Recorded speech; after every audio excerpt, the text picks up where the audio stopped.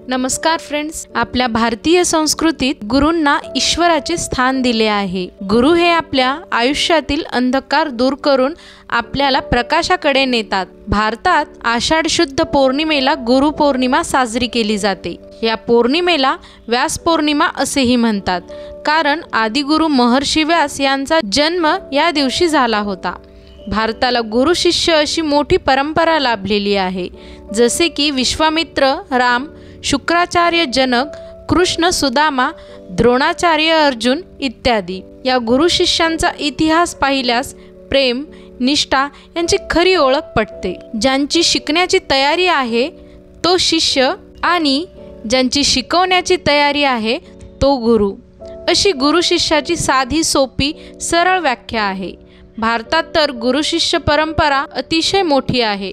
आपल्यालाही आपल्या आयुष्यात गुरु लाभावे असे प्रत्येकाला वाटते। आपल्याला आयुष्याच्या अनेक टप्प्यावर अनेक जण, अनेक मार्गदर्शक भेटत असतात। सगळ्यांनाच आपण गुरु म्हणू शकत नाहीत, कारण गुरु या शब्दाची व्याख्या आणि व्याप्ती हे दोन्हीही खरंच खूप मोठे आहे। जो अज्ञानाचा नाश करतो तो गुरु। प्रत्येक माणसाच्या आयुष्यात वेगवेगळ्या टप्प्यावर त्याला वेगवेगळे गुरु भेटत असतात। पहिले गुरु असतात आपले आईवडील, कारण त्यांच्या इतकं निस्वार्थ भावनेनं मार्गदर्शन आपल्याला कोणीही करू शकत नाही। दुसरे गुरु असतात आपले शाळेतले शिक्षक, कारण शालेय शिक्षणासोबतच ते आपल्याला एक चांगले नागरिक बनवण्याचा प्रयत्न करत असतात। आणि मग येतात आपले आध्यात्मिक गुरु। या गुरुची निवड करत असताना आपल्याला मात्र सावधगिरी बाळगायला हवी। हिंदीमध्ये एक म्हण प्रचलित आहे की पाणी पिओ छान कर, गुरु बनाओ जान कर। म्हणजे पाणी हे नेहमी गाळून प्यावं आणि गुरुसुद्धा समजूनच बनवावेत। जसं खराब पाणी पिल्यामुळे आपण आजारी पडू शकतो, तसंच जर आपण अजाणतेपणाने कोणालाही गुरु मानले तर आपले संपूर्ण आयुष्यच आजारी पडेल आणि आपला आध्यात्मिक विकास देखील होणार नाही। काही जणांचं असंही मत असते की अध्यात्मासाठी गुरुची काय गरज, तर आपण अनेक जणांचे कीर्तन, प्रवचन ऐकले असेल, तर त्यात प्रत्येक कीर्तनकार महाराज हेच सांगतात की व्यवहारात आपल्याला गुरु करावा लागतो, तर त्यापेक्षा अवघड ज्ञान मिळवण्यासाठी गुरु नको का?